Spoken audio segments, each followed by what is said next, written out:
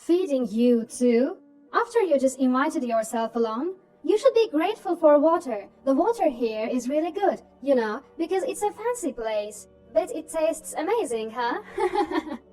I sit at a fancy restaurant where I was supposedly invited, staring at the lonely glass of water placed before me. While other family members enjoy their courses, my mother-in-law makes yet another shocking comment. My name is Chloe. I started working for a major company right out of college and have been busting my tail in sales ever since. My parents always nag me about getting married whenever we meet. Finally, giving into the guilt aren't great, but it's a relief to have someone manage the home. While supporting him, I occasionally put in overtime to revamp sales materials and make more in performance bonuses. But months go by, and Ricky shows no sign of wanting to work again. I suggested, how about you start working part-time? Ricky declines, saying it's not viable for his future. He starts getting irritated whenever I inquire about his job search. He might be relaxed because he is still getting unemployment benefits, but it keeps me anxious while his endless job hunt continues. Eventually, Ricky starts saying, "Give me money." It seems he's burned through all his savings from when he was single. I don't know how much he had, but his lifestyle did seem pretty extravagant after becoming a stay-at-home husband. He'd buy indoor exercise equipment because he had time or bring home trending video games. If it's like this just from what I see, he must have been reckless with his spending. But now, with his unemployment benefits gone, I'm the one supporting us. In exchange for Ricky taking on the household chores, I've been covering most of the expenses, from rent to utilities, groceries, and daily necessities, out of my paycheck. Yet, I can't afford to give more. I don't get any allowance or compensation for housework, Ricky argues. I don't have a single dollar for myself. Can't you give me a bonus once in a while? Fed up, I snap back at him. I don't have an allowance either, and I really can't give more. I get why you want a full-time job, but just get any job for now, even part-time. We can't keep going like this. Our arguments over money have become frequent, but they always end in a stalemate. Eventually, Ricky started receiving financial help from his parents, which strained my relationship with them. Visiting his parents, my mother-in-law preaches, "A woman should silently support her husband, make more money and let my son be free." This has only driven a wedge further between me and his parents. One evening, Ricky surprises me by suggesting that we go out to eat. Apparently, he's secured reservations at a high-end local restaurant rumored to be a hidden gem. He happily tells me he's made reservations for 4, including his parents. I cautiously ask if he can afford such a fancy place. Then, Ricky looked away for a moment and began to speak. Actually, turns out he'd secretly taken a part-time job. He explained that it was a short daytime shift, and given our past arguments about him working full-time, he didn't know how to tell me. So, in part to apologize for all that's happened, I reserved us a nice restaurant. I was touched. If that's the case, I'll happily accept the invitation, I responded. There were many questions I had about his workplace and job, but Ricky said, "We'll talk about it at dinner," keeping the details vague. Nonetheless, for the first time in a while, a cheerful subject had lightened the mood between us. But days later, in a quaint private room at a restaurant, I would find out the real reason for the dinner and shake with anger. From the moment we arrived, something seemed off about the restaurant staff. They looked slightly surprised to see us, whispered something to mother-in-law, who led the way. So, simply smiled and said, "It's fine," urging them to show us to our room. Once inside, she designed seats for everyone. My seat was, as always, closest to the entrance. It seemed to be a family rule, regardless of whether the meal was Ricky's way of apologizing to me or not. I obediently took my seat.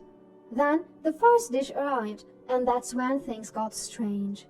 The waiter halted, looking troubled as he entered the room. My mother-in-law gestured toward my father-in-law with a rarely seen elegance, saying, "He is first, then me, followed by our son. I can't wait to see what courses we'll get." Relieved, the waiter then served the dishes in that order: father-in-law, mother-in-law, Ricky. And that's when they started explaining the dishes one by one. Finally, it dawned on me that my meal hadn't come yet. I decided to speak up after the waiter finished explaining. "Excuse me, I haven't received my food yet." In front of me, all I had was water, courtesy of my mother-in-law, who'd said, "Water will be just fine for her." The waiter's eyes widened as he began to say something, but my mother-in-law cut him off, laughing. "Oh, Chloe, you're so audacious. A daughter-in-law is a stranger in the family. You think it's okay to come uninvited to our family dinner and then demand a meal? Water is more than sufficient for a woman as rude and clueless as you. And hey, this is fancy water from a fancy restaurant. You should appreciate it." I didn't have a problem with only having water since I wanted to enjoy the food's flavor anyway, but this was simply outrageous. My mother-in-law then hustled the flustered waiter near the entrance, telling him to leave the room and adding insult to injury. "Pay $1,000 for that water. You don't get the chance to drink water at such a nice place often, so consider it a bargain for the time you've spending in this lovely room. Feel free to take your time until we're done eating." I felt a surge of anger boiling up from the pit of my stomach.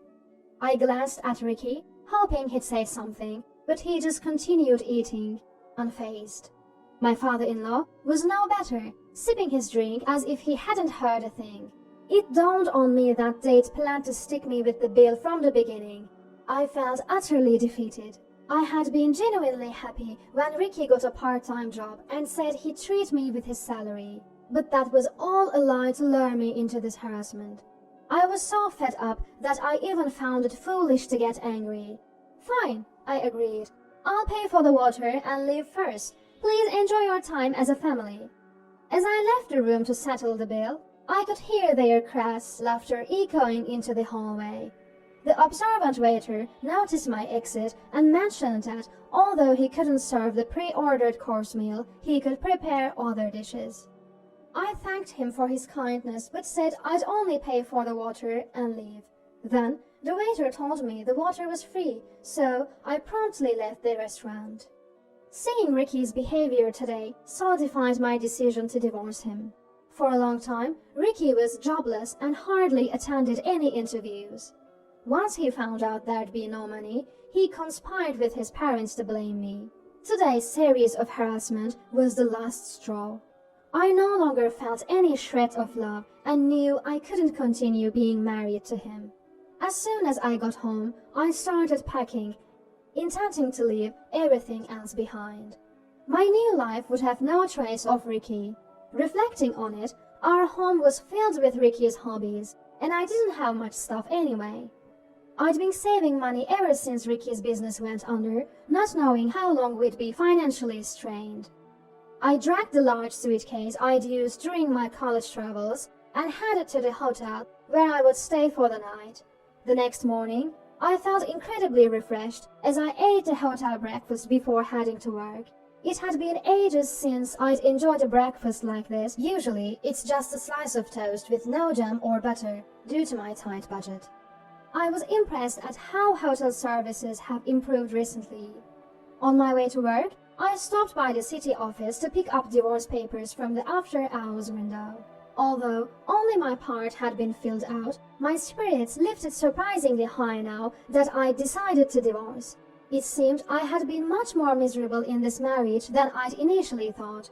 Shortly after arriving at the office and starting work, I noticed a commotion in the neighboring department. As I continued to work, chatting with a colleague sitting next to me, wondering what's going on, the noise slowly but surely moved closer until it reached our department. "Hey, Chloe, get out here. You think you can run away just because you didn't come home?